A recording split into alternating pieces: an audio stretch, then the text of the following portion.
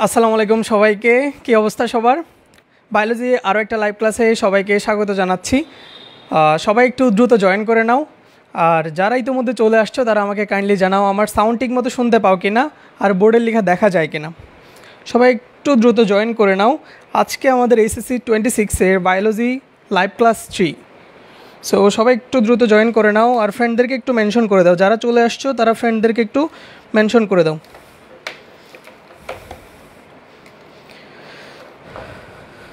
আর যারা আসছো তারা আমাকে জানাও আমার সাউন্ড ঠিক মতো শুনতে পাও কি না, আর বোর্ডে লেখা দেখা যায় কি না। আর কে কোন জায়গা থেকে আজকে আমাদের ক্লাসে যুক্ত হচ্ছে একটু জানাই দাও। কে কোন জায়গা থেকে আজকের ক্লাসে যুক্ত হচ্ছ। আজকে আমরা খুব ইম্পর্ট্যান্ট একটা টপিক পড়বো, সেটা হচ্ছে কোষ প্রাচীর। আজকে আমরা কোষ প্রাচীর নিয়ে পড়াশোনা করব।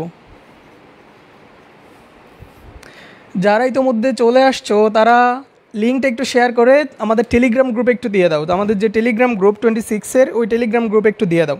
আর আমাকে জানাও আমার সাউন্ড ঠিক মতো শুনতে পাও কিনা, আমি একটু চেক করে নিই।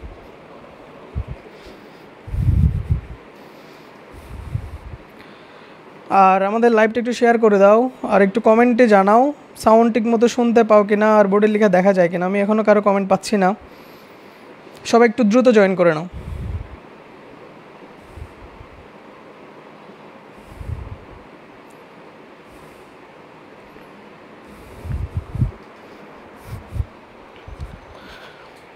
সবাই একটু দ্রুত জয়েন করো আর আমাকে একটু জানাও আমার সাউন্ড ঠিক মতো শুনতে পাও কিনা। আজকে আমাদের কোষ এবং এর গঠনের 3rd ক্লাস। আজকের এই ক্লাসে আমরা কোষ প্রাচীর বা সেল ওয়াল নিয়ে আলোচনা করব। কোষ প্রাচীর বা সেল ওয়াল। সবাই দ্রুত জয়েন করো আর লাইভ ক্লাসটা আমাদের গ্রুপগুলোতে ফিল সায়েন্স গ্রুপে শেয়ার করে দাও। আর টেলিগ্রাম গ্রুপে এই ক্লাসের লিঙ্কটা একটু দিয়ে দাও।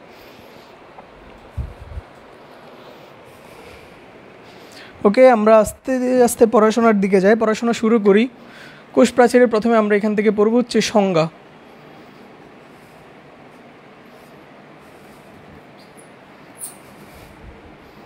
কোষ প্রাচীরের সংজ্ঞা। আচ্ছা, কারা কারা আসছো আমি দেখিনি একটু। সালমান শেখদার, ওয়ালাইকুম আসসালাম।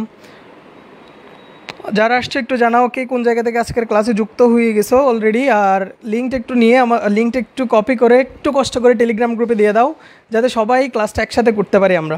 আমি আরেকটু ওয়েট করতেছি, সবাই একটু দ্রুত ফ্রেন্ডদেরকে মেনশন করে দাও। একটু মেনশন করে দাও, আমরা পড়াশোনা শুরু করি। কোষ এবং এর গঠন। প্রথম ক্লাসে আমরা আলোচনা করছি কোষের ইতিহাস, কোষের প্রকারভেদ নিয়ে। কোষ কে আবিষ্কার করেন, কোষ প্রাচীর প্রথম কে দেখতে পান, এই টপিকগুলো নিয়ে আমরা আলোচনা করছি। সেকেন্ড ক্লাসে আমরা বিভিন্ন পার্থক্য, আদিকোষ প্রকৃত কোষের পার্থক্য, দেহকোষ জনন কোষের পার্থক্য, উদ্ভিদ কোষ প্রাণী কোষের পার্থক্য নিয়ে পড়ছি। সো দ্বিতীয় ক্লাসে আমরা উদ্ভিদ কোষ প্রাণী কোষের পার্থক্য পড়তে গিয়ে একটা বলছিলাম কোষ প্রাচীর। কোষের প্রাচীর বা সেল ওয়ালটা উদ্ভিদ কোষে থাকে, প্রাণী কোষে থাকে না। উদ্ভিদ কোষের মধ্যে থাকে, প্রাণী কোষের মধ্যে থাকে না। এছাড়াও আমরা আদর্শ উদ্ভিদ কোষের গঠন পড়তে গিয়ে আমরা কোষের জড় বস্তুর মধ্যে পড়ছিলাম কোষ প্রাচীর। জড় বস্তু বা মৃত উপাদানের মধ্যে কোষ প্রাচীরটা পড়ছি। সো আজকে আমরা কোষ প্রাচীর নিয়ে একেবারে ডিটেলসে পড়াশোনা করব। সিকিউতে আসলে কীভাবে লিখব বা এখান থেকে এমসিকিউতে কী কোয়েশ্চেন হতে পারে। সো আজকের ক্লাসটা একটু মনোযোগ দিয়ে করলে আশা করি সিকিউ এবং এমসিকিউতে কোষ প্রাচীর রিলেটেড যে কোনো কোয়েশ্চেন তুমি অ্যান্সার করতে পারবা। সো সবাই একটু দ্রুত জয়েন করে নাও। আমরা প্রথমে কোষ প্রাচীরের সংজ্ঞাটা একটু দেখি।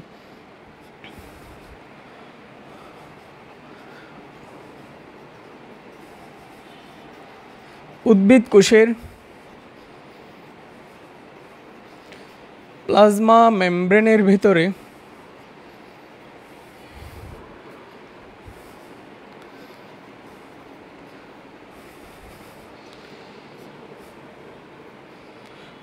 সেলুলোজ নির্মিত।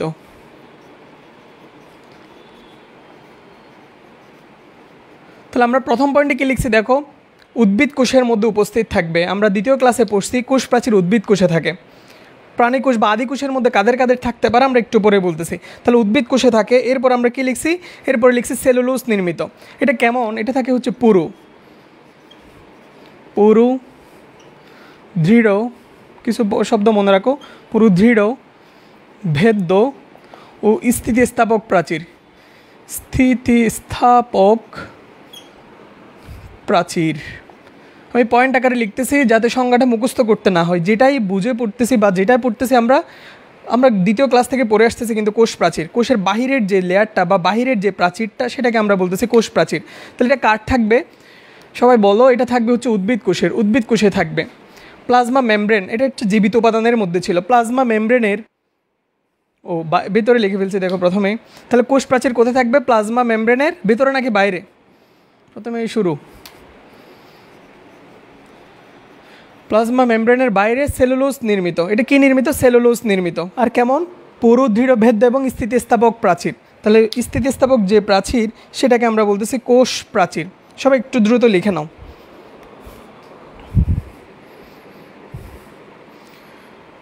সাইম মাহমুদ জনি, ওয়ালাইকুম আসসালাম। নজমা তুহিন, ওয়ালাইকুম আসসালাম। যারা যারা সালাম দিচ্ছ ওয়ালাইকুম আসসালাম সবাইকে। আর সবাই কাইন্ডলি একটু ক্লাসটা কপি করে আমাদের টেলিগ্রাম গ্রুপে দিয়ে দাও, আর ক্লাসটা একটু শেয়ার করে দাও, ফ্রেন্ডদেরকে একটু মেনশন করতে থাকো। যেহেতু ফ্রি ক্লাস, যত বেশি স্টুডেন্ট ক্লাসটা করবে আমাদেরও ভালো লাগবে, প্লাস আমাদেরও ক্লাস নেওয়ার আগ্রহটা বাড়বে। আমরা এখানে কোষ এবং এর গঠন শুরু করছি, এটা আমরা একেবারে ডিটেলসে পড়বো, যত ক্লাসই লাগুক আমরা ডিটেলসে পড়বো, প্লাস জুলজির আরেকটা অধ্যায় শুরু করার চেষ্টা করব। ওকে, তাহলে কোষ প্রাচীর বা সেল ওয়ালটা দেখো। উদ্ভিদ কোষে প্লাজমা মেমব্রেনের বাইরে থাকবে। কোষ প্রাচীরটা একেবারে সবার বাহিরের দিকে থাকবে, কোষের বাহিরে, একেবারে সবার বাইরে। তাহলে উদ্ভিদ কোষে থাকে, এটা আমরা জানি, দ্বিতীয় ক্লাস থেকে পড়ে আসছি। তাহলে প্লাজমা মেমব্রেনের বাইরে থাকবে, প্লাজমা মেমব্রেন বা কোষ ঝিল্লির বাইরে থাকবে। এটা কী নির্মিত? প্রধানত সেলুলোজ নির্মিত।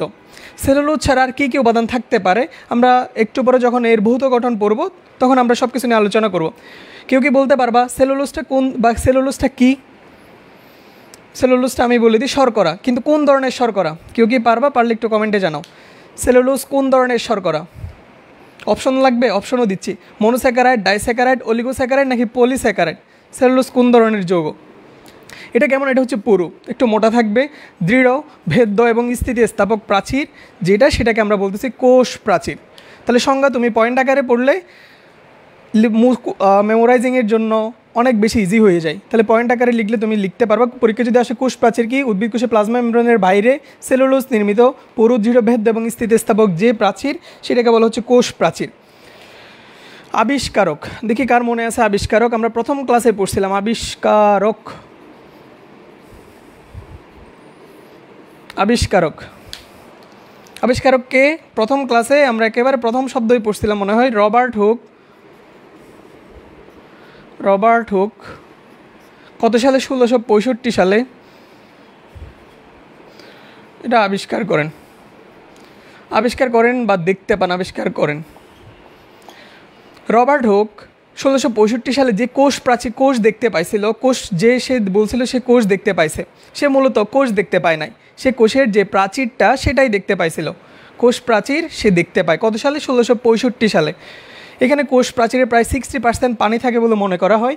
তাহলে কোষ প্রাচীর বা কোষ প্রাচীরের আবিষ্কারককে? রবার্ট হুক, 1665 সালে। আমাকে বলো তো, জীবিত কোষ প্রথম কে পর্যবেক্ষণ করেন? আমরা তো বলতেছি এটা হচ্ছে কোষ প্রাচীর, মানে কোষের মৃত উপাদান। জীবিত কোষ কে পর্যবেক্ষণ করেন? দেখি কার মনে আছে জীবিত কোষ কে পর্যবেক্ষণ করেন। এরপর আসো আমরা কোষ প্রাচীরের বিস্তৃতি নিয়ে জেনে নিই। এটা কোথায় থাকে, কোথায় থাকে না? বিস্তৃতি,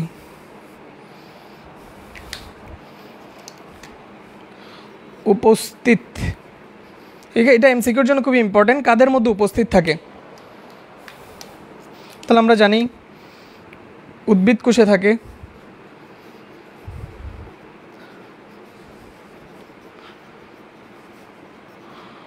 উপস্থিত।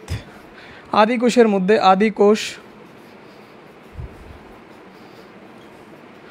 আদি কোষে উপস্থিত। আদি কোষ বা প্রোক্যারিওটিক সেলের মধ্যে কার কার মধ্যে থাকবে দেখো? ছত্রাক, ছত্রাক, তারপর হচ্ছে ব্যাকটেরিয়া, শৈবাল। ছত্রাক, ব্যাকটেরিয়া, শৈবাল এদের মধ্যে কোষ প্রাচীর থাকে। কোনটার কী উপাদান সেটা লিখে দিচ্ছি, খুবই ইম্পর্টেন্ট। মানে এটা তুমি এমসিকিউর জন্য 5 স্টার দিয়ে রাখতে পারো। কোষ প্রাচীর কার মধ্যে থাকবে? ছত্রাকের কোষ প্রাচীর কী নির্মিত? এটা মেডিকেল অনেকবার আসছে। ছত্রাকের কোষ প্রাচীরে কোন ধরনের উপাদান থাকে? তারপর ব্যাকটেরিয়া, শৈবাল খুবই ইম্পর্টেন্ট এমসিকিউর জন্য। নিচে কি দেখা যায় কিনা একটু জানাও তো, নিচের লেখা দেখতে পাও কিনা।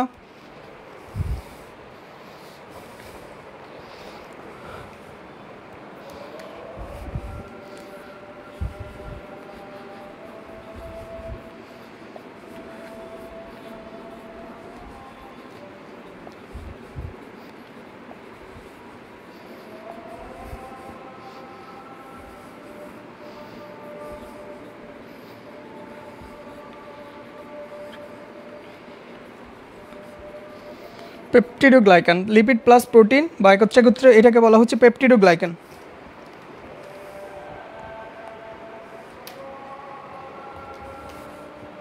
এটার নিচে দেখা যাবে পলিস্যাকারাইড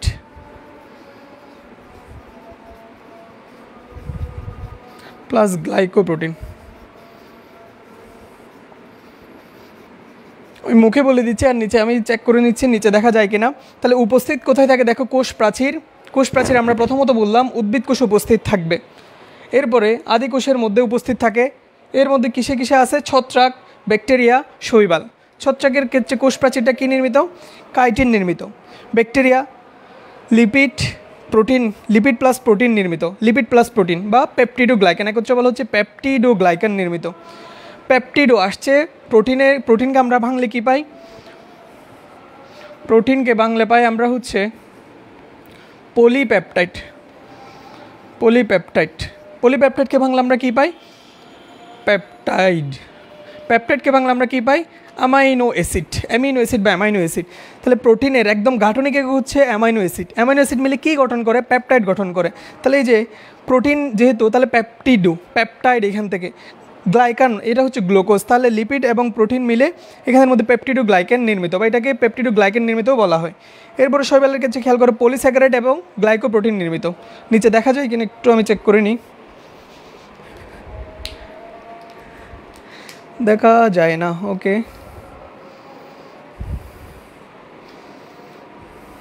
একটু দ্রুত লেখা শেষ করো এই অংশটা। এখন আশা করি দেখা যায়। ভেরি গুড, অনেক অ্যান্সার দিচ্ছ।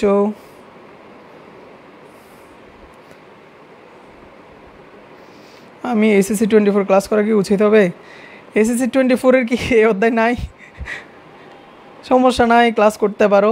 জুনিয়রদেরকে বললেই হয়, যেহেতু এটা তোমাদের এইচএসসি 24 মানে হচ্ছে আর কিছুদিন পরেই পরীক্ষা। এখন এই ক্লাস না দেখে তুমি তোমার মতোই পড়তে থাকো, কারণ এই ক্লাস আমরা শেষ করতে আমাদের 1 মাস 1.5 মাস যাবে। আমরা ডিটেলস এখানে সব কিছু শেষ করবো একেবারে সিকিউর জন্য। আর এগুলো তুমি অনেকবার পড়ছো, দেখলে দেখতে পারো, নাহলে শুধু শুধু টাইম ওয়েস্ট করার দরকার নাই। তাহলে এখানে উদ্ভিদ কোষের মধ্যে আমরা কী কী লিখলাম দেখো, একটু তাড়াতাড়ি লিখে নাও, লেখা শেষ হলে জানাও। আদি কোষে উপস্থিত থাকে ছত্রাকের কোষ প্রাচীর কী নির্মিত, তারপর হচ্ছে ব্যাকটেরিয়ার কোষ প্রাচীর কী নির্মিত, শৈবালের কোষ প্রাচীর কী নির্মিত, একটু দ্রুত লিখে নাও।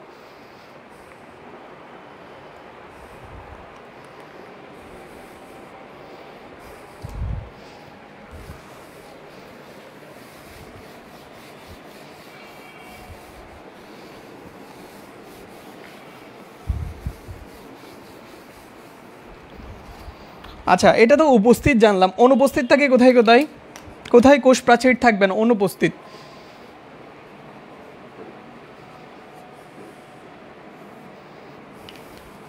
প্রাণী কোষে থাকবে না,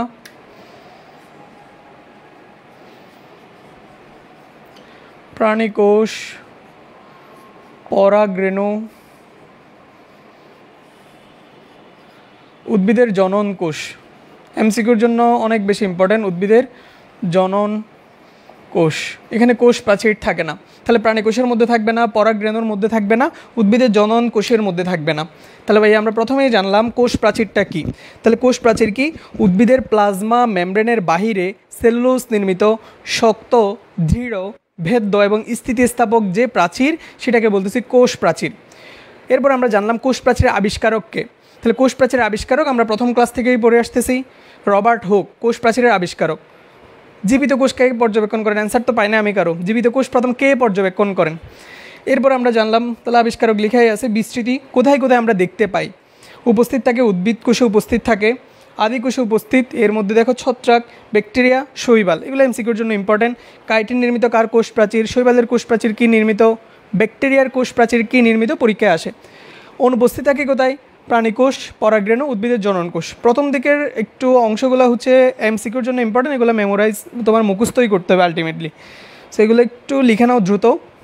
আমরা এরপরে যাই।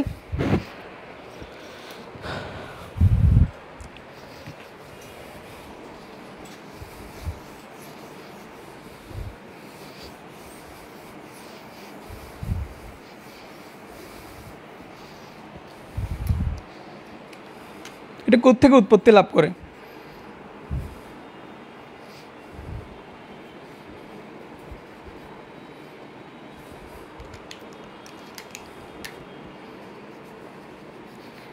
গোলজি বস্তু বা গোলজি বডি ও এন্ডোপ্লাজমিক রেটিকুলাম থেকে এন্ডোপ্লাজমিক, সাইটোপ্লাজমিক অঙ্গাণু, এগুলো এন্ডোপ্লাজমিক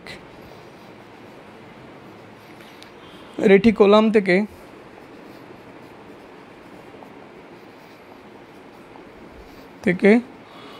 উৎপত্তি লাভ করে গোলজি বস্তু, এন্ডোপ্লাজমিক রেটিকুলাম, এগুলো হচ্ছে সাইটোপ্লাজমিক অঙ্গাণু। আমরা সাইটোপ্লাজমিক অঙ্গাণু যখন শুরু করব এগুলো নিয়ে আমরা ডিটেলস আলোচনা করব। আপাতত কোত্থেকে উৎপত্তি লাভ করে এমসিকিউর জন্য দরকার, একটু দ্রুত লিখে নাও। সবাই লেখা শেষ হলে একটু জানাও। আমরা এরপরের টপিকে যাই। আমরা কোষ প্রাচীরের ভৌত এবং রাসায়নিক গঠনটা আজকে আমাদের বলতে গেলাম আজকের পরের চুম্বক অংশ। আজকের ক্লাসের চুম্বক অংশ হচ্ছে ভৌত গঠনটা, যেটা সিকিউর জন্য ইম্পর্টেন্ট। সবাই একটু দ্রুত লেখা শেষ করো।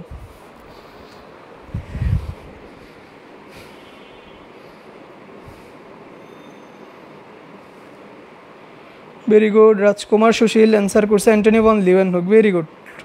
হ্যাঁ, জীবিত কোষ পর্যবেক্ষণ করেন হচ্ছে অ্যান্টনি ভন লিউয়েনহুক।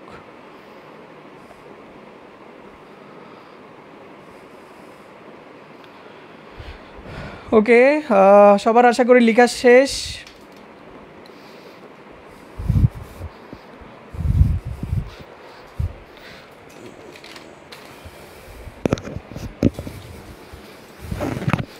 দেখি কমেন্টে বলো তো আমাকে, ছত্রাকের কোষ প্রাচীর কি নির্মিত?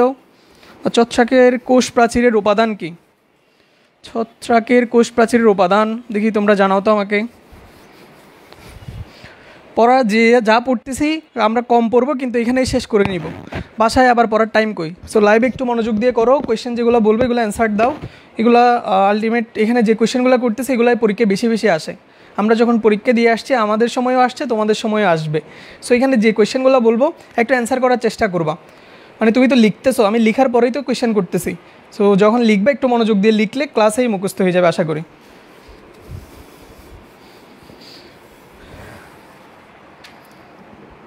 আমরা আগে চিত্রটা বুঝে তারপর আমি লেখাই দিব। চিত্রটা আগে একটু খেয়াল করো।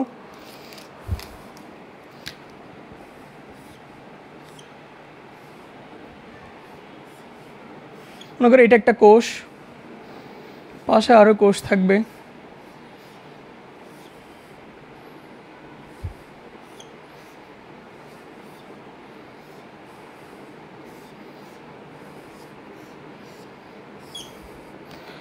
এগুলো এক একটা কোষ। কোষের আমরা জানি মাঝখানে এখানে নিউক্লিয়াস থাকবে। কোষের মধ্যে অনবরত তার বিপাকীয় বিক্রিয়াগুলো চলতেছে। যে সাইটোপ্লাজমিক অঙ্গাণুগুলো আছে তারা তাদের কাজ করতেছে। মাইটোকন্ড্রিয়া শক্তি উৎপাদন করতেছে, প্লাস্টিড খাদ্য তৈরি করতেছে, লাইসোজোম জীবাণু ধ্বংস করতেছে। এদের মধ্যে যে সাইটোপ্লাজমিক অঙ্গাণুগুলো আছে সেগুলো তাদের নিজস্ব কাজগুলো করতেছে। আমরা পড়তেছি কোষ প্রাচীর বা সেল ওয়াল। আমি যদি এখান থেকে এই অংশটাকে তোমাদেরকে একটু এখানে আলাদা করে দেখাই, এখানে জুম করে আমি এই অংশটাকে যদি দেখাই, খেয়াল করো, তাহলে এখানে আমরা কোষ দেখতে পাচ্ছি। এটা একটা কোষ, এটা একটা কোষ, এটা একটা কোষ। এর মাঝখানের যে অংশটা সেটা আমি আলাদা করে এখানে দেখাচ্ছি।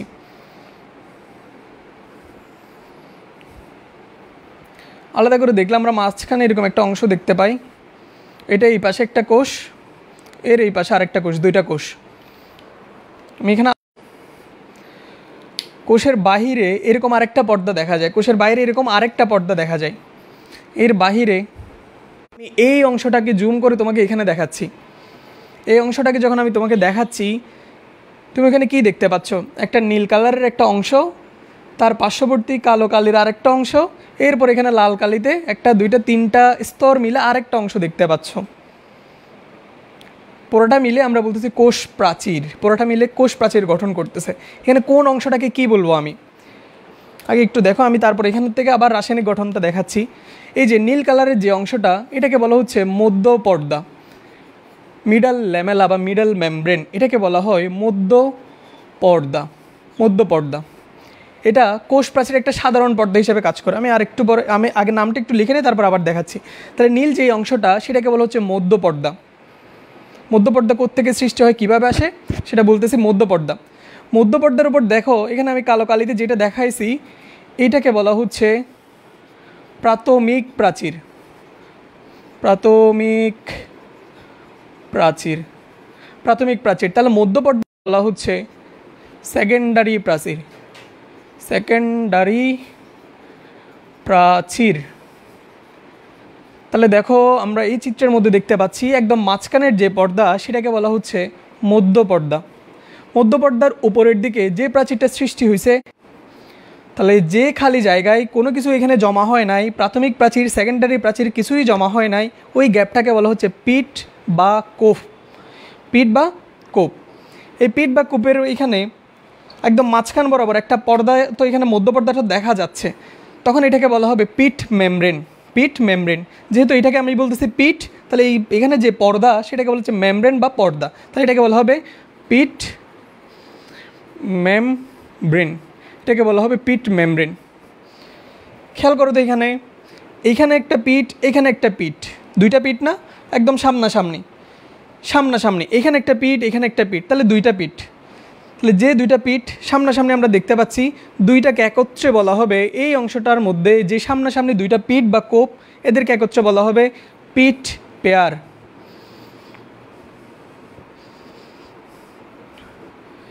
পিট পেয়ার, পিট জোড়া, পিট পেয়ার। তাহলে এখানে আমরা আশা করি বুঝতে পারছি মধ্য পর্দা কোনটা, প্রাথমিক প্রাচীর কোনটা, সেকেন্ডারি প্রাচীর কোনটা, কোপ, পিট মেমব্রেন, পিট পেয়ার। এই যে এখানে পিট দেখতে পাচ্ছ, পিটের এখানে আরও কিছু সূক্ষ্ম কিছু ছিদ্র দেখা যায়। এই মধ্যপর্দার এখানে আমরা যে পিট দেখতে পাচ্ছি, পিটের এখানে সূক্ষ্ম আরও কিছু ছিদ্র দেখা যায়, যেটা একটা কোপের সাথে আরেকটা কোপের সংযোগে স্থাপন করবে। এখানে আমরা আরেকটা শব্দ পাবো, সেটা হচ্ছে প্লাজমোডেসমাটা। প্লাজমোডেসমাটা। এইখানের মধ্যে এই যে মধ্যপর্দার এখানে সূক্ষ্ম কতগুলো ছিদ্র দেখতে পাবো। আচ্ছা, এখানে তাহলে মধ্যপর্দা, প্রাথমিক প্রাচীর, সেকেন্ডারি প্রাচীর, এইটুকু সবাই আশা করি বুঝছো। তারপর হচ্ছে কোপ কোনটা, পিট মেমব্রেন কোনটা, পিট পেয়ার কোনটা, প্লাজমোডেসমাটা কোনটা, সবাই এইটুকু বুঝতে পারছো কিনা একটু জানাও।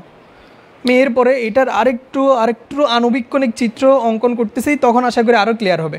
সবাই এইটুকু বুঝতে পারছো কিনা একটু জানাও।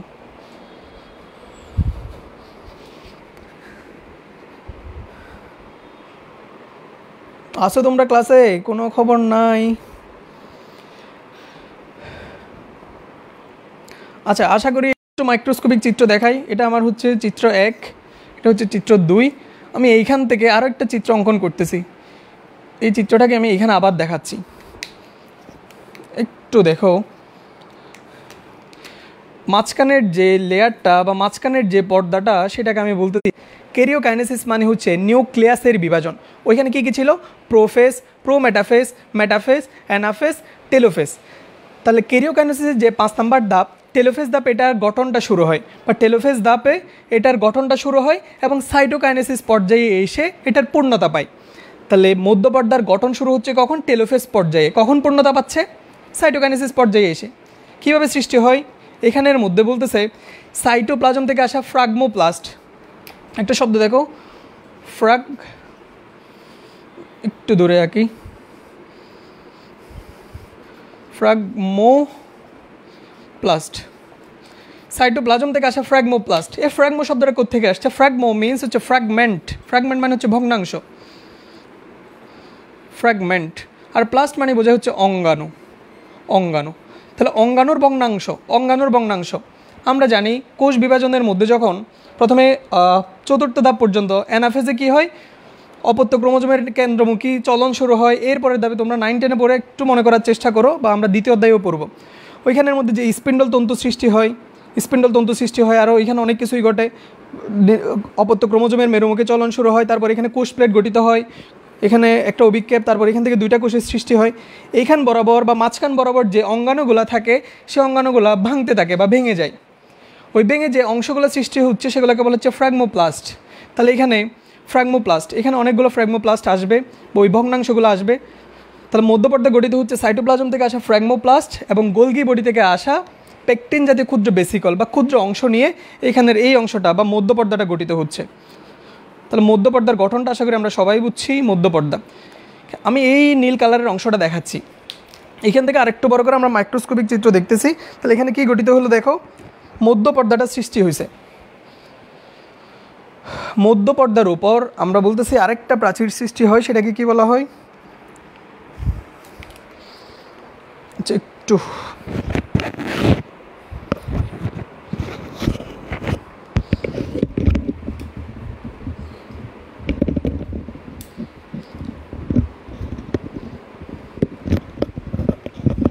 ওকে, আবার খেয়াল করো, এই যে এটা হচ্ছে মধ্যপর্দা। মধ্যপর্দার উপর এখানে আমরা যে প্রাচীরটাকে বলতেছি প্রাথমিক প্রাচীর, এখানে মনে করো হচ্ছে আমার প্রাথমিক প্রাচীরটা আছে, আমি এক পাশে দেখাচ্ছি একটু বড় করে। প্রাথমিক প্রাচীর না, আমার প্রাথমিক প্রাচীরটা সৃষ্টি হলো। প্রাথমিক প্রাচীর কী নিয়ে সৃষ্টি হয়? প্রাথমিক প্রাচীরের কিছু উপাদান হচ্ছে সেলুলোজ, হেমিসেলুলোজ, পেকটিন এবং গ্লাইকোপ্রোটিন। তাহলে কি বললাম, এখানে উপাদানের মধ্যে কি কি থাকে?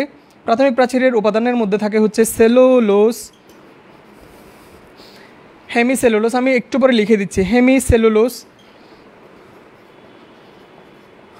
পেকটিন, আরেকটা হচ্ছে গ্লাইকোপ্রোটিন। পেকটিন আরেকটা হচ্ছে গ্লাইকোপ্রোটিন।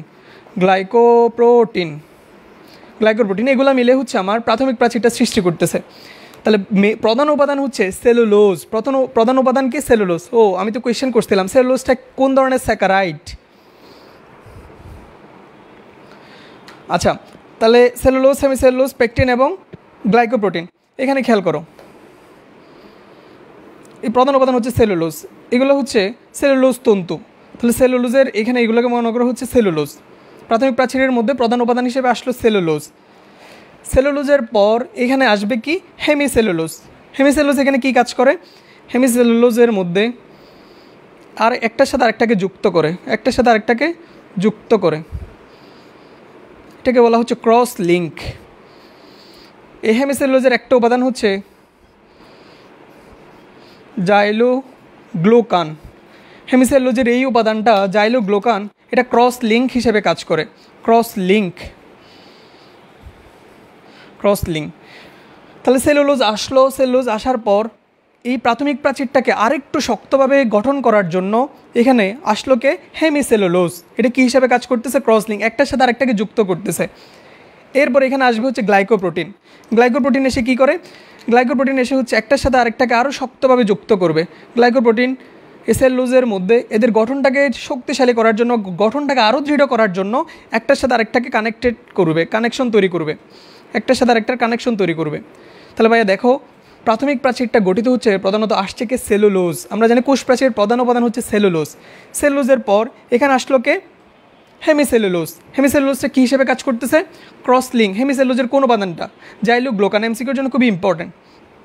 ক্রস লিঙ্ক হিসেবে কাজ করতেছে, একটার সাথে আরেকটাকে ক্রসভাবে কানেকশন করে এখানে মানে শক্ত করার জন্য মূলত এই কাহিনীগুলো করতেছে। এরপরে যেটা আসলো গ্লাইকোপ্রোটিন। এরপরে দেখো, তাহলে আমরা প্রথমে দেখলাম মধ্যপর্দা কীভাবে সৃষ্টি হচ্ছে, প্রাথমিক প্রাচীর কীভাবে সৃষ্টি হচ্ছে। এরপর হচ্ছে সেকেন্ডারি প্রাচীর। ভাই সেকেন্ডারি প্রাচীর কি সবসময় সৃষ্টি হবে? না। সেকেন্ডারি প্রাচীর কাদের ক্ষেত্রে সৃষ্টি হবে বা কখন সৃষ্টি হবে? আমরা জানি উদ্ভিদের একটা প্রাথমিক বৃদ্ধি ঘটে। উদ্ভিদের প্রাথমিক বৃদ্ধির পরে একটা দেখা যায় কোনো উদ্ভিদের সেকেন্ডারি বৃদ্ধি ঘটে, বা ম্যাক্সিমাম উদ্ভিদের ক্ষেত্রে ঘটে সেকেন্ডারি বৃদ্ধি ঘটে।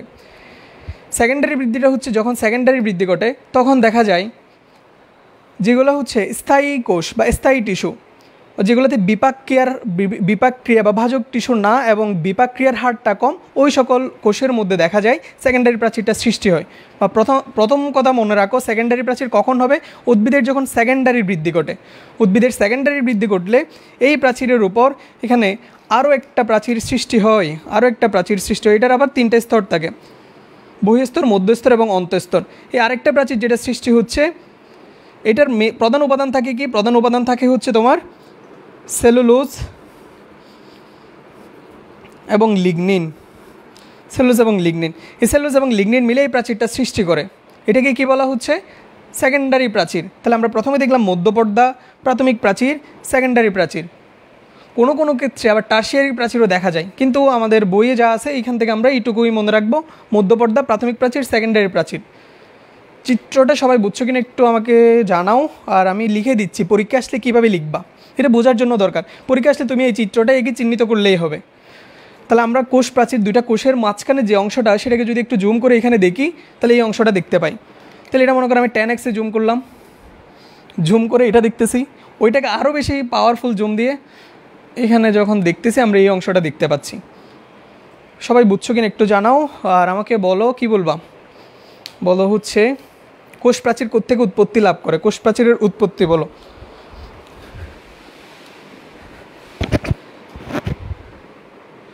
কোষ প্রাচীর কোত্থেকে উৎপত্তি লাভ করে?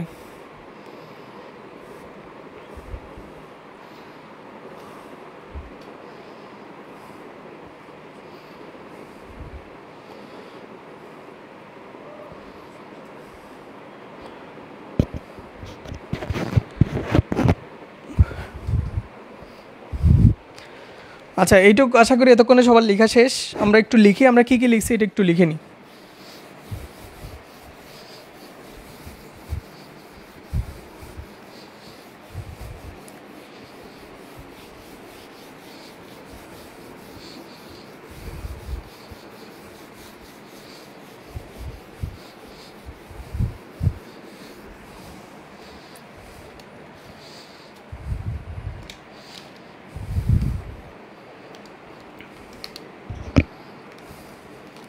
ভৌত প্লাস রাসায়নিক গঠন কোষ প্রাচীর, আমি একত্রে লিখতেছি ভৌত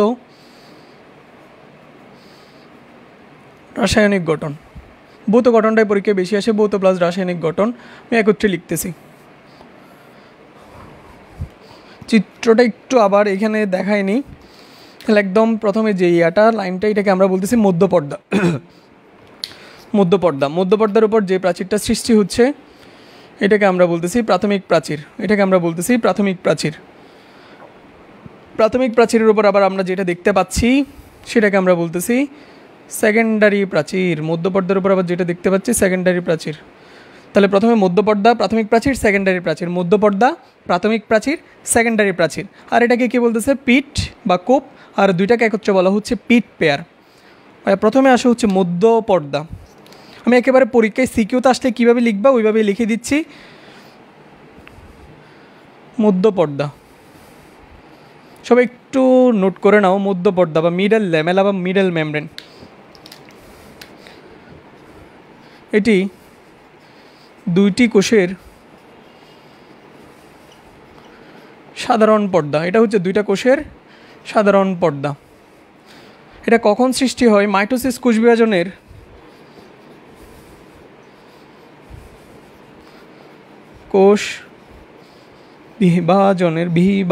বিভাজনের টেলোফেজ, মাইটোসিস কোষ বিভাজনের টেলোফেজ পর্যায়ে এর গঠন শুরু হয়। টেলোফেজ পর্যায়ে গঠন শুরু এবং সাইটোকাইনেসিস মানে সাইটোপ্লাজমের যখন বিভাজন হবে তখন পূর্ণতা পায়। সাইটোকাইনেসিস পর্যায়ে পূর্ণতা পায়। আর এটা কীভাবে গঠিত হয় আমরা একটু আগে বলে আসছি, সাইটোপ্লাজম থেকে আসা, সাইটোপ্লাজম থেকে আসা ফ্রাগমোপ্লাস্ট। দেখি তোমরা আমাকে বলো তো, জাইলোগ্লোকান এটা কার উপাদান? জাইলোগ্লোকান এটা কার উপাদান? সেলুলোজ, হেমিসেলুলোজ নাকি পেকটিন? দেখি কমেন্টে জানাও। সাইটোপ্লাজম থেকে আসা ফ্রাগমোপ্লাস্ট, সবাই অ্যান্সার করো। জাইলোগ্লোকান এটা কার উপাদান? ফ্রাগমোপ্লাস্ট কি, তারপর কোনটা কি আমরা একটু আগেই আলোচনা করছি, এখন একটু লিখে নাও। সাইটোপ্লাজম থেকে আসা ফ্রাগমোপ্লাস্ট এবং গোলজি বস্তু থেকে আসা পেকটিন জাতীয় পদার্থ মিলিত হয়ে মধ্যপর্দা গঠন করে। একটু সবাই দ্রুত লিখো, আমাদের কোষপ্রাচীর শেষ করতেই হবে। সাইটোপ্লাজম থেকে আসা ফ্রাগমোপ্লাস্ট এবং গোলজি বডি থেকে আসা পেকটিন জাতীয় পদার্থ মিলে মধ্যপর্দা গঠন করে। আচ্ছা, এরপরে দেখো হচ্ছে এখানে পেকটিক অ্যাসিডের পরিমাণটা একটু বেশি পরিমাণে থাকে। এখানে একটা অ্যাসিড থাকে পেকটিক অ্যাসিড, পেকটিক অ্যাসিডের পরিমাণ বেশি থাকার কারণে মধ্যপর্দাটা জেলির মতো নরম হয়, মধ্যপর্দা নরম হয়, এটা পেকটিক অ্যাসিডের কারণে। প্রথম 3টা পয়েন্ট মনে রাখো। মধ্যপর্দা থেকে অন্তত এটি 2টা কোষের সাধারণ পর্দা কখন সৃষ্টি হয় এবং কিভাবে সৃষ্টি হয়। এখানে তারপর এই পেকটিক অ্যাসিডের মধ্যে আমরা পাই ক্যালসিয়াম পেকটেট, ম্যাগনেসিয়াম পেকটেট, এগুলো এমসিকিউ যখন আমরা ক্লাস নিব তখন আরও ডিটেলসে পড়াবো। তাহলে মধ্যপর্দা পাই দেখো এই প্রাচীরটাকে আমরা বলতেছি মধ্যপর্দা। তাহলে মধ্যপর্দাটা কি? একটা সাধারণ পর্দা, মাইটোসিস কোষজনের টেলোফেজ পর্যায়ের গঠন শুরু হবে, সাইটোকাইনেসিস পর্যায়ের পূর্ণতা পাবে। সাইটোপ্লাজম থেকে আসা ফ্র্যাগমোপ্লাস্ট এবং গোলগি বডি থেকে আসা পেকটিন জাতীয় পদার্থ মিলিত হয়ে এই মধ্যপর্দাটা সৃষ্টি করে। সবার লেখা একটু দ্রুত শেষ করো, দেখি এর আগের কোয়েশ্চেনের অ্যান্সার কে করছে। Very good.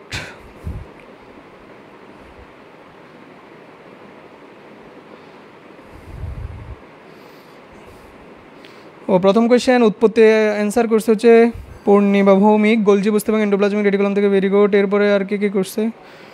আমি কমেন্ট একটু পরে দেখতে পাচ্ছি তো ওইটার কারণে।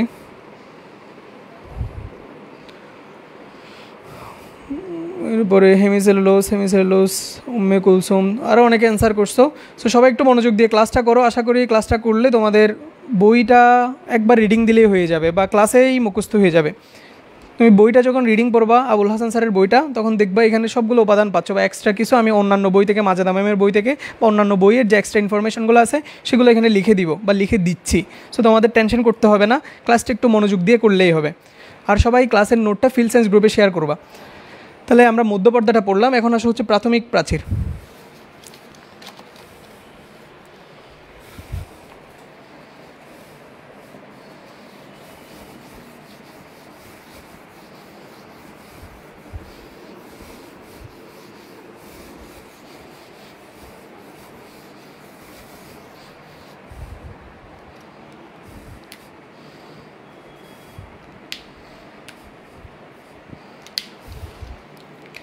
প্রাথমিক প্রাচীর বা প্রাইমারি ওয়াল, প্রাথমিক প্রাচীর। প্রাথমিক প্রাচীরটা কি দেখো, তাহলে এটা আমরা যদি বলি মধ্যপর্দাকে প্রথম স্তর, তাহলে এটা হচ্ছে কোষ প্রাচীরের দ্বিতীয় স্তর। কোষ প্রাচীরের দ্বিতীয় স্তর, কোষ প্রাচীরের দ্বিতীয় স্তর। এটার পুরুত্ব কেমন? পুরুত্ব এটি 1 থেকে 3 মাইক্রোমিটার পুরু হয়। সেলুলোস,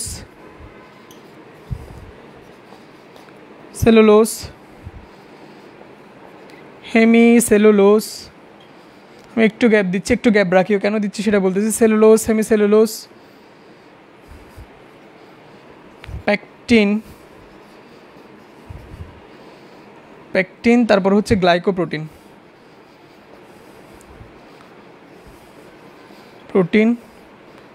মিলে প্রাথমিক প্রাচীর গঠিত।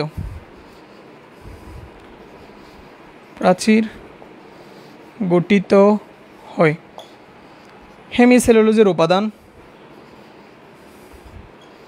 সেলুলোজ। সবাই একটু লিখে নাও, আমি একেবারে বই থেকে, আর তুমি পরীক্ষা আসলে কীভাবে লিখবা আমি সেটাই লিখে দিচ্ছি। হেমিসেলুলোজের উপাদান। আর এখান থেকে এমসিকিউ কীভাবে আসতে পারে সেটাও বলে দিচ্ছি। হেমিসেলুলোজের উপাদানের মধ্যে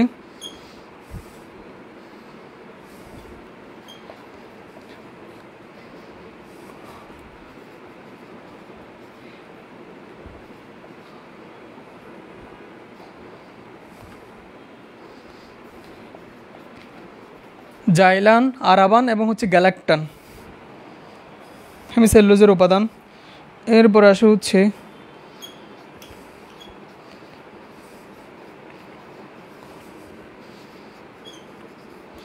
ক্রস লিঙ্ক হিসেবে কাজ করে। এই জাইলোগ্লোকানটা কোত্থেকে আসছে এটা তো আমরা জানি, হেমিসেলুলোজ থেকে আসা জাইলোগ্লোকান ক্রসলিঙ্ক হিসেবে কাজ করে।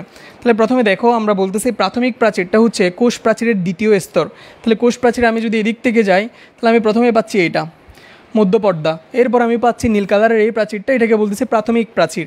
তাহলে এটা কোষ প্রাচীরের দ্বিতীয় স্তর, এটা পুরুত্ব কত 1 থেকে 3 মাইক্রোমিটার এটা পুরু হয়। সেলুলোজ, সেমিসেলুলোজ, প্যাকটিন, গ্লাইকোপ্রোটিন মিলে প্রাথমিক প্রাচীর গঠিত হয়। পাশে গ্যাপ রাখার কারণ হচ্ছে এই যে এখানে উপাদানগুলোর মধ্যে সেলুলোজের পরিমাণ থাকবে সেলুলোজ 40%। এমসিকিউর জন্য খুবই ইম্পর্টেন্ট। সেলুলোজের মধ্যে পরীক্ষা আসে কোষ প্রাচীর প্রাথমিক প্রাচীরের সেলুলোজের পরিমাণ কত 40%। হেমি মানে হচ্ছে তার অর্ধেক, তাহলে হেমি সেলুলোজের পরিমাণ হবে 20%। হেমি সেলুলোজ, তাহলে সেলুলোজ 40, হেমি সেলুলোজের হেমি মানে অর্ধেক, তাহলে এটা হবে 20%। গ্লাইকোপ্যাকটিন, টিনটা কত, টিনটা হচ্ছে 30%। এরপরে দেখো তাহলে এরপর আর আছে কি গ্লাইকোপ্রোটিন, এটা হচ্ছে 10%। এমসিকিউর জন্য খুবই ইম্পর্টেন্ট, নিচের কোন পরিমাণটা সত্য নয় বা নিচের কোন পরিমাণটা কোষ প্রাচীরে পাওয়া যায়। তাহলে সেলুলোজ থাকে 40%, হেমিসেলুলোজ থাকে 20%, পেকটিন থাকে 30%, গ্লাইকোপ্রোটিন থাকবে 10%। এটা মিলে কোষ প্রাচীরের প্রাথমিক প্রাচীরটা গঠিত হয়। হেমিসেলুলোজের উপাদানের মধ্যে কি আছে, জাইলান, আরাবান, গ্যালাকটান। এটা মনে রাখতে পারো, হিমার জামাই আরবে গেল, হিমার জামাই আরবে গেল। হিমা থাকলে হিমাকে মেনশন করে দাও, হিমার জামাই আরবে গেল। তাহলে হিমার জামাই, হিমা দিয়ে কি, যে হিমা দিয়ে হচ্ছে হেমিসেলুলোজ, জামাই দিয়ে হচ্ছে জাইলান, আরবে দিয়ে হচ্ছে আরাবান, গেল দিয়ে হচ্ছে গ্যালাকটান। হিমার জামাই আরবে গেল। পরীক্ষা আসে হেমিসেলুলোজ এর উপাদান নয় কোনটা বা হেমিসেলুলোজের নিচের কোনটা থাকে না। সবাই একটু দ্রুত লেখা শেষ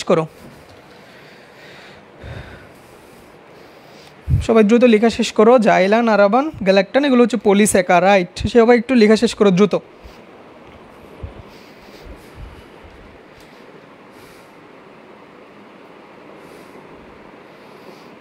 আবির বণিক ভাই কেমন আছেন? এই তো আলহামদুলিল্লাহ।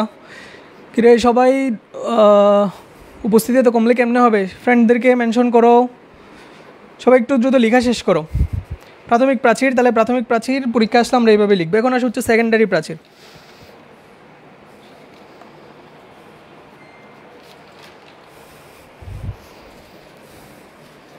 আমার সাথে সাথে একটু লিখে ফেলিও, কারণ এটা তো আমরা বোঝার জিনিসটা আগেই করে ফেলছি। এখন একটু দ্রুত লেখা শেষ করিও।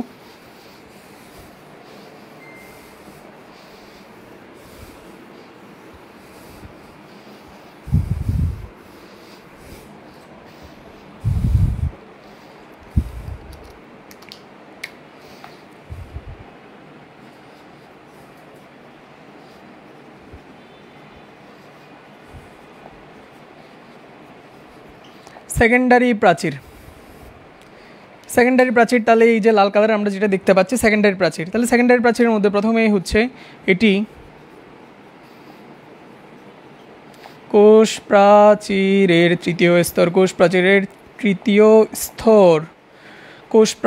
তৃতীয় স্তর। দেখো তো ভাইয়া, এখানে আমরা যে নীল কালার এবং লাল কালারের দুইটা প্রাচীর দেখতে পাচ্ছি, কোনটা বেশি পুরু মনে হয়? তাহলে দেখেই বুঝতে পারতেছো লাল কালারটা একটু বেশি মোটা। তাহলে এটার পুরুত্ব এটি 5 থেকে 10 মাইক্রোমিটার পুরু হয়। 5 থেকে 10 মাইক্রোমিটার পুরু হয়। দেখি তোমরা বলো তো প্রাথমিক প্রাচীর কত মাইক্রোমিটার পুরু? তাহলে আমরা সেকেন্ডারি প্রাচীর বলতেছি 5 থেকে 10 মাইক্রোমিটার পুরু। তোমরা আমাকে জানাও প্রাথমিক প্রাচীর কত মাইক্রোমিটার পুরু হয়।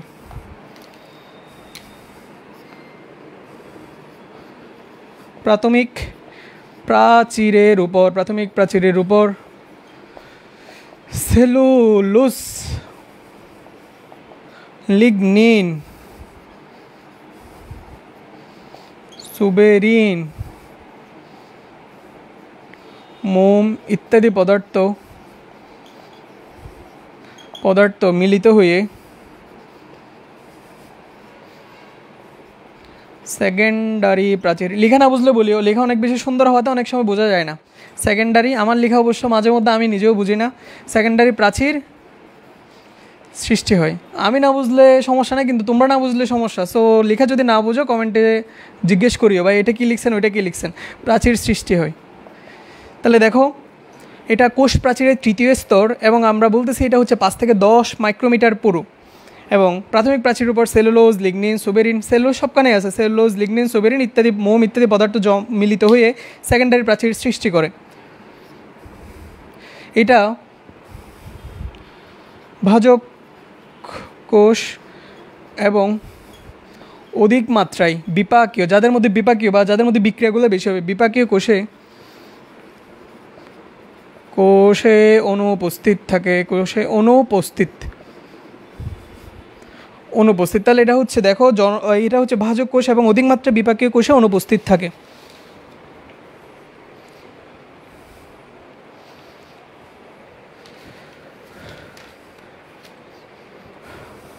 তাহলে যদি এখানে অনুপস্থিত থাকবে কই? স্থায়ী কোষ।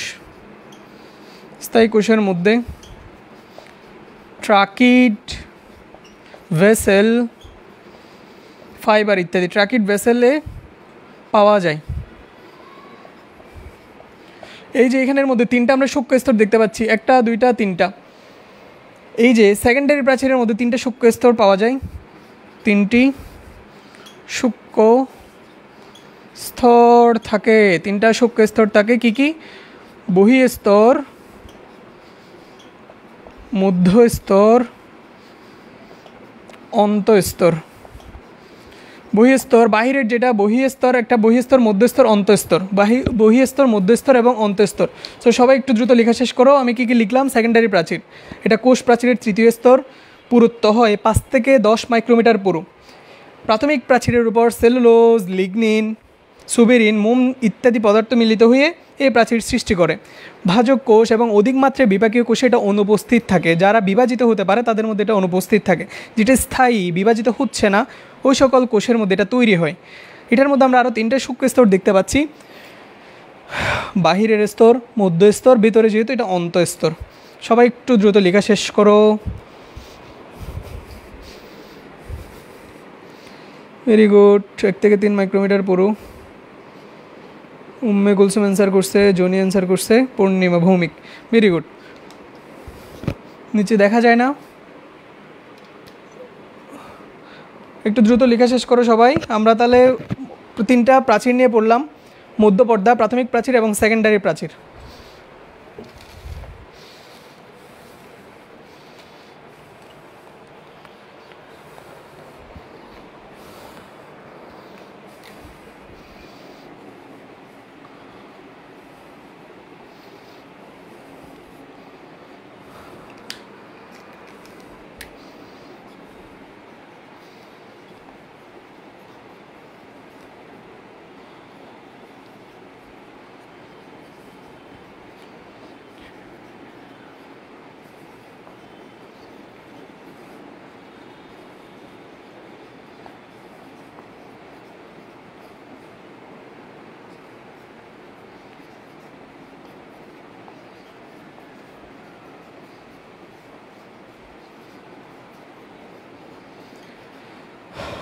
মধ্যপর্দা, প্রাথমিক প্রাচীর এবং সেকেন্ডারি প্রাচীর পড়ার পর আমাদের একটা টপিক বা যেইখানে আমরা দেখাইছি যে গর্তের মতো অংশ দেখতে পাচ্ছি, যেখানে মধ্যপর্দার ওপর প্রাথমিক প্রাচীর, সেকেন্ডারি প্রাচীর কিছুই দেখতে পাচ্ছি না, অনুপস্থিত আছে, ওই অংশটাকে আমরা বলতেছি পিঠ বা কোপ। তাহলে মধ্যপর্দার ওপর মাঝে মাঝে প্রাচীর সৃষ্টি হয়। তাহলে মাঝে মাঝে দেখা দে, মানে মাঝে মাঝে দেখা পায়, চিরদিন কেন পায় না? তাহলে এখানে কি বলবে? মধ্যপর্দা বলবে মাঝে মাঝে আসে কিন্তু চিরদিন আসে না। বা এখানের মধ্যে দেখো এই জায়গার মধ্যপর্দা যেটা, সেটা এই প্রাথমিক প্রাচীর এবং সেকেন্ডারি প্রাচীরকে পাচ্ছে না। তাহলে এখানে গর্তের সৃষ্টি হচ্ছে, এই পাশে একটা গর্ত, এই পাশে একটা গর্ত, এই গর্তটাকে বলা হচ্ছে কূপ। আর কূপের এখানে যে অংশটা, এটাকে বলা হচ্ছে কূপের যে প্রাচীরটা বা কূপের যে মধ্যপর্দা, ওই মধ্যপর্দাকে বলা হচ্ছে পিট মেমব্রেন। এখানের যে মধ্যপর্দাটা হচ্ছে পিট মেমব্রেন। এরপরে পাশাপাশি 2টা কোপ, তাহলে এই পাশে একটা কোপ, এই পাশে একটা কোপ, দুই পাশের মুখোমুখি 2টা কোপকে একত্রে বলা হচ্ছে পিট পেয়ার। দুই পাশের 2টি কোপকে বলা হয় পিট পেয়ার বা পিট জোড়া। পেয়ার, পিট পেয়ার। তাহলে মধ্যপর্দার ওপর মাঝে মাঝে প্রাচীর সৃষ্টি না হয়ে যে গর্তের সৃষ্টি হচ্ছে সেটাকে বলা হচ্ছে কূপ বা পিট। ওইখানের যে প্রাচীর দেখতে পাচ্ছি বা মধ্যপর্দা যেটা থাকে সেটাকে বলা হচ্ছে পিট মেমব্রেন।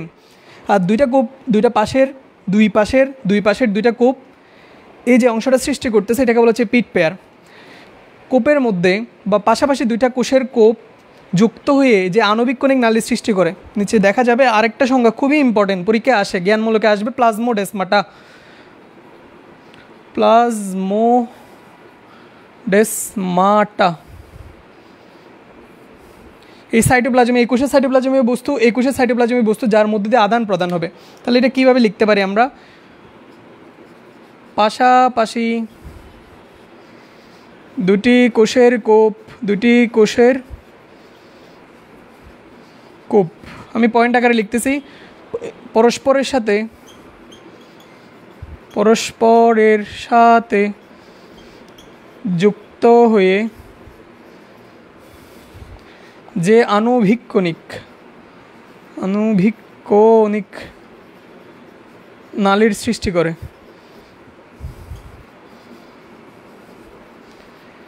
পাশাপাশি দুটি কোষের কূপ পরস্পরের সাথে যুক্ত হয়ে যে আণবিক কণিক নালীর সৃষ্টি করতেছে সেটাকে বলা হচ্ছে প্লাজমোডেসমাটা। তাহলে এখানের কূপের মধ্যে কিছু ছোট ছোট পোর বা ছিদ্র দেখা যায়। তাহলে এই পাশের কূপ, এখানে মনে করো আরও একটা কোষের কূপ পরস্পর একটা নালীর সৃষ্টি করতেছে যার মধ্য দিয়ে পানি এবং খনিজ লবণ পরিবাহিত হচ্ছে, ওই নালীটাকে বলা হচ্ছে প্লাজমোডেসমাটা। পাশাপাশি দুটি কোষের কূপ পরস্পরের সাথে যুক্ত হয়ে যে আণবিক কণিক নালীর সৃষ্টি করতেছে যার মধ্যে দিয়ে সাইটোপ্লাজমীয় বস্তুগুলোর আদান প্রদান হচ্ছে, পানি এবং খনিজ লবণের আদান প্রদান হচ্ছে, সেটাকে আমরা বলতেছি প্লাজমোডেসমাটা। সবাই একটু দ্রুত লেখা শেষ করো, আমাদের আর বেশিক্ষণ নাই, 3-4-5 মিনিটের মধ্যে ইনশাল্লাহ শেষ হবে। তো একটু দ্রুত লিখবা আশা করি।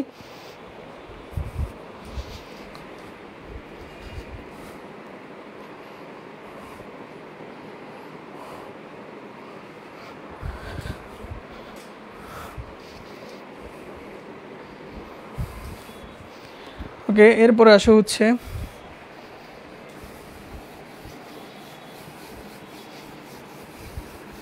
কোষ প্রাচীরের সূক্ষ্ম গঠন। এমসিকিউর জন্য 100% ইম্পর্টেন্ট, প্লাস কিসের জন্য? অনুধাবনে অনেক সময় দিতে পারে, কিন্তু এমসিকিউ আসবেই। কোষ প্রাচীরের সূক্ষ্ম গঠন।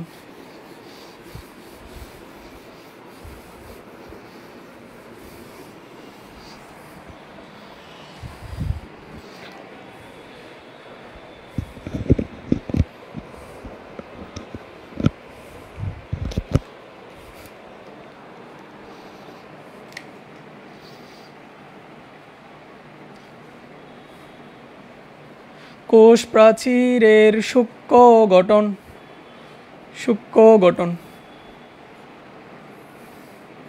কোষ প্রাচীরের সূক্ষ্ম গঠন কীভাবে সৃষ্টি হচ্ছে দেখো। বেটা ডি গ্লুকোজ।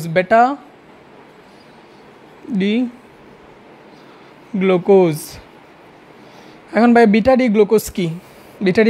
ঝামেলা না? তাহলে alpha glucose, beta glucose, D glucose, L glucose, এটা বোঝার জন্য আমাদের কোষ রসায়ন বা তৃতীয় অধ্যায়টা পড়া জরুরি। আমরা যখন দেখব হচ্ছে 1 নাম্বার কার্বনের ওয়েচ উপরে থাকতেছে নাকি নিচে থাকতেছে, বা আমরা পড়াবো ইনশাল্লাহ, যদি শর্ট সিলেবাস, এটা অনেক দিন পর্যন্ত শর্ট সিলেবাসে নাই, সেজন্য আমাদের প্রথম অধ্যায় দিয়ে শুরু করা। আলফা গ্লুকোজ, বিটা গ্লুকোজ, এগুলো আমরা আস্তে আস্তে জানতে পারবো।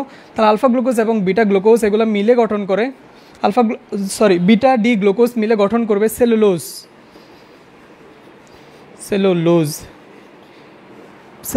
অনেকগুলো মিলে গঠন করবে সেলুলোজ চেইন। সেলুলোজ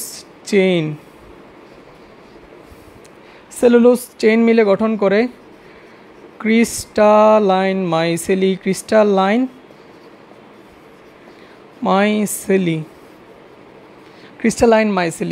ক্রিস্টালাইন মাইসেলি মিলে, এখানে কতটা মিলে গঠন করছে সেটা বলতেছি। ক্রিস্টালাইন মাইসেলি মিলে গঠন করে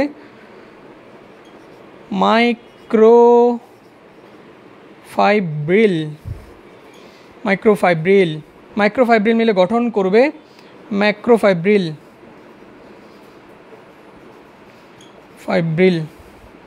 এই ম্যাক্রোফাইব্রিল মিলে গঠন করবে তন্তু বা ফাইবার বা কোষ প্রাচীর। সবাই একটু এই লাইনটা একটু এইভাবে লিখে নাও, ফ্লো চার্ট আকারে লিখে নাও। আমি এখান থেকে কোনটা কতটা মিলে গঠন করে, খুবই খুবই ইম্পর্টেন্ট এমসিকিউর জন্য। সবাই দ্রুত লেখা শেষ করো এটা।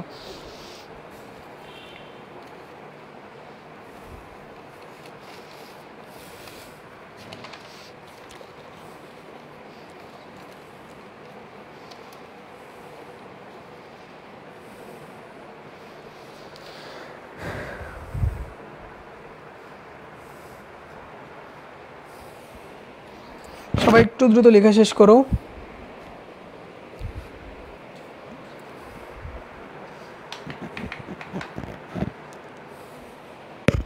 আচ্ছা, আশা করি লেখা শেষ।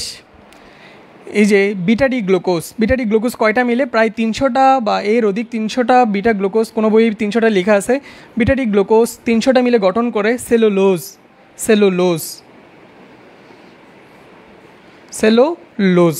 সেলুলোজ কি একটা পলিস্যাকারাইডের মধ্যে পড়ে। তাহলে সেলুলোজ 1 থেকে 3000, 1 থেকে 3 কে মানে কি কোটি, 1 থেকে 3000 সেলুলোজ অণু নিয়ে গঠিত হয় সেলুলোজ চেইন। অনেকগুলো সেলুলোজ নিয়ে গঠিত হবে, তাহলে একটা সেলুলোজ চেইন গঠিত হবে। সেলুলোজ চেইন নিয়ে গঠিত হচ্ছে ক্রিস্টালাইন মাইসেলি। কয়টা? 100টা সেলুলোজ চেইন নিয়ে গঠিত হয় ক্রিস্টালাইন মাইসেলি। কোষ প্রাচীরের ক্ষুদ্রতম গাঠনিক একক, এটাকে বলা হয় কোষ প্রাচীরের ক্ষুদ্রতম, এমসিকিউর জন্য খুব ইম্পর্টেন্ট, গাঠনিক একক। কোষ প্রাচীরের ক্ষুদ্রতম গাঠনিক একক ক্রিস্টালাইন মাইসেলি 20টা মিলে গঠন করে মাইক্রোফাইব্রিল। এই যে মাইক্রোতে বসতে পারে কয়জন? অনেক বড় মাইক্রো হলে 10 থেকে 15 বা 20 জন। তাহলে মাইক্রোফাইব্রিল, মাইক্রো মানে আমরা জানি ক্ষুদ্র, 20 জন বা 20টা ক্রিস্টালাইন মাইসেলি মিলে গঠন করে মাইক্রোফাইব্রিল। 250টা মাইক্রোফাইব্রিল মিলে গঠন করে ম্যাক্রোফাইব্রিল। আর অনেক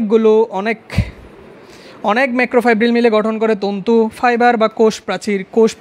তাহলে ভাই খেয়াল করো, বিটা ডি গ্লুকোজ প্রায় 300টা বিটা ডি গ্লুকোজ নিয়ে গঠিত হচ্ছে সেলুলোজ 1 থেকে 3000 সেলুলোজ অণু নিয়ে গঠিত হচ্ছে সেলুলোজ চেইন।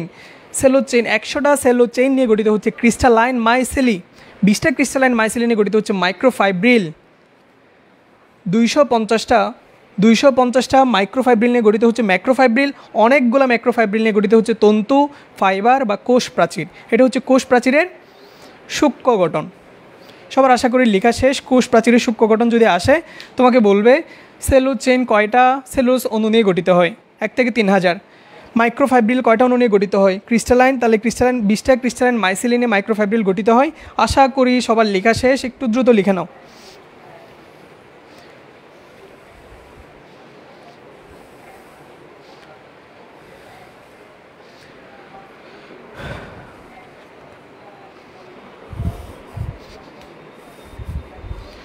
দেখি আমাকে বলো, কি বলবা? বলো হচ্ছে কিসের অ্যান্সার করবা? প্রাথমিক প্রাচীরে হেমিসেলুলোজের পরিমাণ কত %? দেখি সবাই কমেন্টে বলো তো, প্রাথমিক প্রাচীরে হেমিসেলুলোজের পরিমাণ কত %? দ্রুত অ্যান্সার করবা। দেখি আমি কয়েকটা কোয়েশ্চেন করবো, কে দ্রুত অ্যান্সার করতে পারে। এটা লেখা শেষ, আমি মুছে দিচ্ছি। আমরা কোষ প্রাচীরের কাজ পড়লে আমাদের আজকের ক্লাসটা শেষ হবে।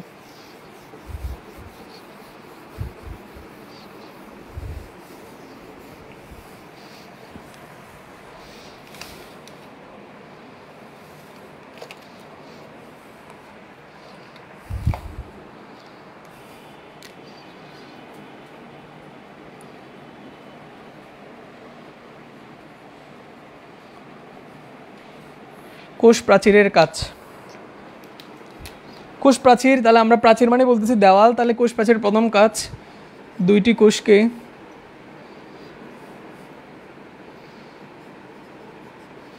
কোষকে পৃথক রাখা।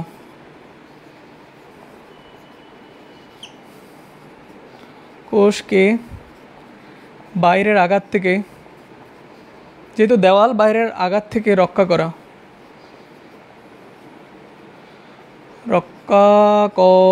নির্দিষ্ট আকৃতি দান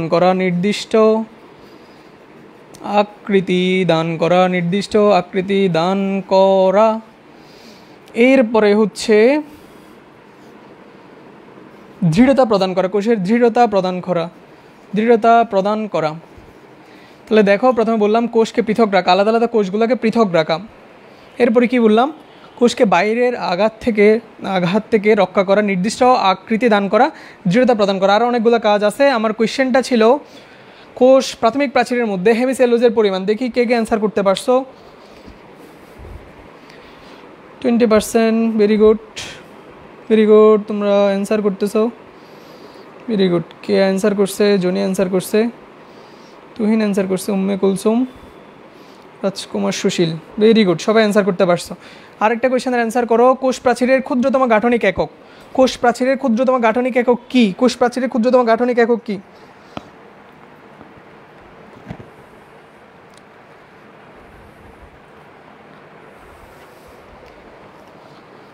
এরপরে আসো হচ্ছে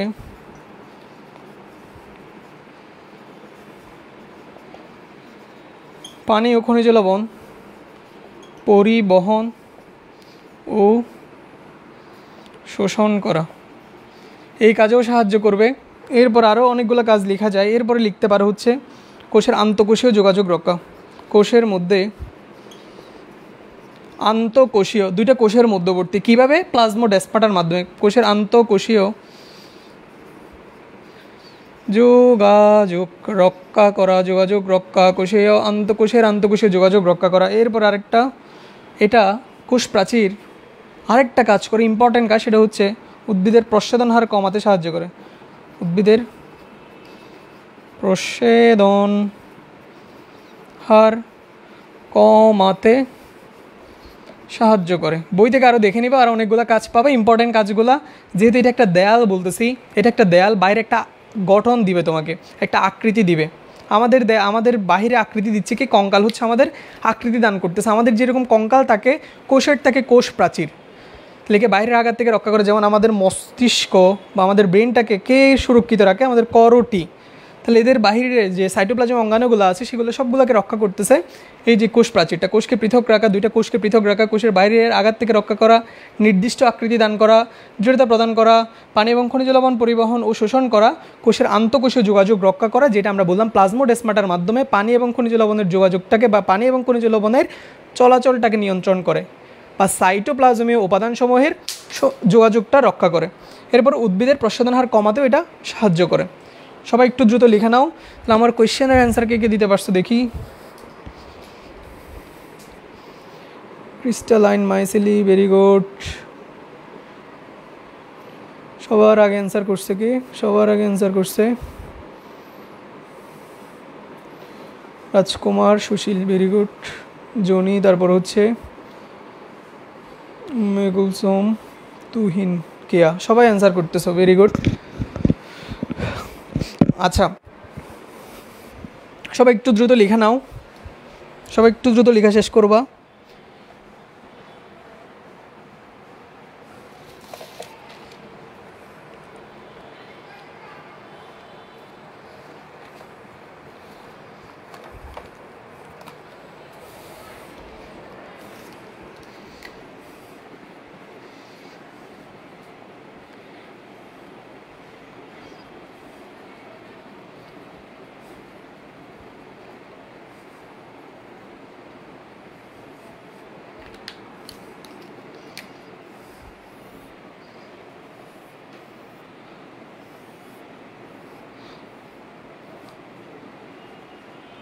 হোমওয়ার্কটা লিখে নাও। পার্থক্যের বিষয়, আমরা যে মধ্যপর্দা প্রাথমিক প্রাচীর এবং সেকেন্ডারি প্রাচীর পড়ছি, তোমরা পার্থক্যটা নিজেরাই লিখবা। আশা করি যারা ক্লাস করছে লিখতে পারবা কোনটা কি। প্রথম হচ্ছে মধ্যপর্দা প্রাথমিক, আর লিখাচ্ছি না, এটা সেকেন্ডারি। এদেরকে পার্থক্য কীভাবে করবা? প্রথমে কোনটা কি, মধ্যপর্দা কি? যখন আমরা বলতেছি একটা কোষের সাধারণ পর্দা, ওইটার উপর যেটা সৃষ্টি হচ্ছে বা জমা হচ্ছে প্রথম স্তরে, সেটাকে বলতেছে প্রাথমিক প্রাচীর। পিট পেয়ার কি? তারপর পিট পেয়ার কোথায় থাকে? মধ্যপর্দা থাকে নাকি প্রাথমিক প্রাচীরে? সেকেন্ডারি কোথায় থাকে সেটা? উপাদান কোনটার মধ্যে? প্রধান উপাদান কি? এরপর হচ্ছে উপস্থিত। এটা লিখলে তোমাদের পড়াটা মুখস্থ হয়ে যাবে। এটা হোমওয়ার্ক থাকবে। সবার লেখা শেষ কিনা জানাও। আমাদের আজকের পড়া আমরা এখানে শেষ করব। একটু 2 মিনিট রিভিউ করে নিব। এইটুক সবার লেখা শেষ কিনা একটু জানাও। সবার লেখা শেষ কিনা জানাও। আমাকে বলো কোথায় কোথায় কোষ প্রাচীর থাকে না, দেখি অ্যান্সার দিতে থাকো। আর জানাও হচ্ছে লেখা শেষ কিনা জানাও। আর কোষ প্রাচীর কোথায় কোথায় অনুপস্থিত থাকে, কোষ প্রাচীর অনুপস্থিত থাকে কিসের মধ্যে?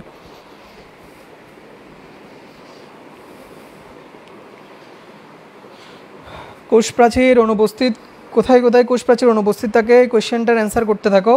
আমাদের ক্লাস শেষ, আমি একটু রিভিউ করে নিই আজকে আমরা কী কী পড়লাম, পরীক্ষা কীভাবে আসতে পারে। আজকে আমরা বললাম সেল ওয়াল বা কোষ প্রাচীর। কোষ প্রাচীর কি? উদ্ভিদ কোষে প্লাজমা মেমব্রেনের বাইরে সেলুলোজ নির্মিত দৃঢ়, পুরু, ভেদ্য এবং স্থিতিস্থাপক যে প্রাচীর আমরা দেখতে পাই সেটাকে বলা হচ্ছে কোষ প্রাচীর। কোষ প্রাচীরের আবিষ্কারক কে? Robert Hooke. কোষ প্রাচীর প্রথম দেখতে পাই 1665 সালে। এরপর আমরা এখানে কি পড়লাম? এরপর আমরা পড়লাম হচ্ছে এটার বিস্তৃতি কোথায় থাকে। কোষ প্রাচীর আমরা বলছি, কোষ প্রাচীর আমরা প্রধানত দেখতে পাই উদ্ভিদ কোষে, এছাড়াও আদি কোষের মধ্যে আমরা ব্যাকটেরিয়া, শৈবাল, ছত্রাকের মধ্যে কোষ প্রাচীর দেখতে পাই। এরপর আমরা পড়লাম কোথায় অনুপস্থিত থাকে। অনুপস্থিত থাকে কিসের কিসের মধ্যে? তোমরা অ্যান্সার আশা করি করছো, আমি একটু পরেই দেখতেছি। প্রাণী কোষের মধ্যে থাকবে না, পরাগরেণুতে থাকবে না, উদ্ভিদের জনন কোষের মধ্যে কোষ প্রাচীর অনুপস্থিত থাকে। পরীক্ষার জন্য অনেক বেশি ইম্পর্টেন্ট। এরপরে হচ্ছে আমরা পড়লাম কোষ প্রাচীরের কী কী বা উৎপত্তি। এন্ডোপ্লাজমিক রেটিকুলাম এবং গোলজি বস্তু থেকে এটা উৎপত্তি হয়। কোষ প্রাচীরের মধ্যে আমরা তিনটা স্তর দেখতে পাচ্ছি, মধ্যপর্দা, প্রাথমিক স্তর এবং প্রাথমিক প্রাচীর, আর একটা হচ্ছে সেকেন্ডারি প্রাচীর। মধ্যপর্দা কখন সৃষ্টি হয়? মাইটোসিস কোষ বিভাজনের কোন পর্যায়ে? টেলোফেজ পর্যায়ে। এটাকে কি বলা হয়? সাধারণ পর্দা। মাইটোসিস কোষ বিভাজনের টেলোফেজ পর্যায়ে কোত্থেকে কীভাবে সৃষ্টি হবে? তাহলে মাইটোসিস কোষ বিভাজনের টেলোফেজ পর্যায়ের গঠনটা শুরু হয়, সাইটোকাইনেসিস এটা পূর্ণতা পায়। কীভাবে সৃষ্টি হবে? আমরা পড়ছি সাইটোপ্লাজম থেকে আসা ফ্র্যাগমোপ্লাস্ট এবং গোলগি বডি থেকে আসা পেকটিন জাতীয় পদার্থ মিলে এটা সৃষ্টি করে। এটা কি নরম থাকে কেন? পেকটিক অ্যাসিডের পরিমাণ বেশি থাকার কারণে এটা নরম হয়। এরপর প্রাথমিক প্রাচীর। প্রাথমিক প্রাচীরে কী কী উপাদান, কতটুকু পুরু? 1 থেকে 3 মাইক্রোমিটার পুরু। কী কী উপাদান থাকে? সেলুলোজ, সেমিসেলুলোজ, প্যাকটিন, গ্লাইকোপ্রোটিন, কোনটা কত পার্সেন্ট থাকে এটা জানতে হবে। এখানে ক্রসলিঙ্ক হিসেবে কে কাজ করে? জাইলোগ্লোকান। এগুলো আমরা সব কিছুই পড়ছি, আমি রিভিউ করতেছি, তোমরা একটু মনে করার চেষ্টা করো তোমার মনে আছে কিনা বা লিখতে পারছো কিনা। তারপর এটা কোথায় বেশি পুরু থাকে, এরপরে এখানে কোথায় নাক্স ভূমিকা, আর কোথায় কোথায় এটা বেশি পুরুত্বটা কেমন থাকে বা অন্যান্য। সাধারণত প্রাথমিক প্রাচীর এবং সেকেন্ডারি প্রাচীরের মধ্যে সেকেন্ডারি প্রাচীরটা অবশ্যই পুরু, 5 থেকে 10 মাইক্রোমিটার। প্রাথমিক প্রাচীরটা সাধারণত পাতলা থাকে, কিন্তু কিছু কিছুর মধ্যে এটা পুরু দেখা যায়। আমরা যখন এমসিকিউর জন্য পড়বো তখন আমি সব কিছু লিখাই দেবো। এখানে সিকিউতে আসলে কীভাবে লিখবে সেটাই মূলত লিখিয়ে দিছি। তাহলে সেকেন্ডারি প্রাচীরের পুরুত্ব 5 থেকে 10 মাইক্রোমিটার। তারপর হচ্ছে কী কী পদার্থ নিয়ে সৃষ্টি হয়, কাদের মধ্যে দেখা যায়, এইসব আমরা লিখাইলাম। এরপরে হচ্ছে কোষ প্রাচীরের সূক্ষ্ম গঠন, যেটা এমসিকিউর জন্য ইম্পর্টেন্ট, প্লাস অনুধাবন কোয়েশ্চেনের জন্য ইম্পর্টেন্ট। আর কোষ প্রাচীরের কাজ, তাহলে আমরা একেবারে কোষ প্রাচীর থেকে আমাদের যা যা দরকার, জ্ঞানমূলক, অনুধাবন, সিকিউ যা যা দরকার সব কিছুই পড়লাম। কারো কোনো কোয়েশ্চেন থাকলে বলো, আজকের ক্লাসটা আমরা এখানে শেষ করব। যদি কারো কোনো কোয়েশ্চেন থাকে 30 সেকেন্ডের মধ্যে জানাও, 30 সেকেন্ডের মধ্যে জানাও। আর যারা ক্লাসটা করতে পারো নাই, পরে ক্লাসটা করে ফিল্ড সায়েন্স গ্রুপে নোট জমা দিবা। আর আজকে 10টায় তোমাদের কেমিস্ট্রি ক্লাস আছে, সাইম ভাইয়ের কেমিস্ট্রি ক্লাস, সবাই ক্লাস করবা, ক্লাস মিস করবা না কেউ, ফ্রি ক্লাস সবাই করো। এখানে আমরা physics, chemistry, biology, math, ICT সবগুলো বিষয়ের একটা পূর্ণাঙ্গ সলিউশন দেওয়ার চেষ্টা করতেছি। সো তোমরা যত বেশি রেসপন্স করবা, আমাদের ক্লাস নেওয়ার আগ্রহটা তত বেশি বাড়বে। সো সবাই ফ্রেন্ডদেরকে জানাবা। আশা করি কারো কোনো কোয়েশ্চেন নাই, আমি একটু চেক করে আমাদের ক্লাসটা শেষ করতেছি। ওকে, আমার নেক্সট ক্লাসে আবার দেখা হবে। সবাই ভালো থাকো, আসসালামু আলাইকুম।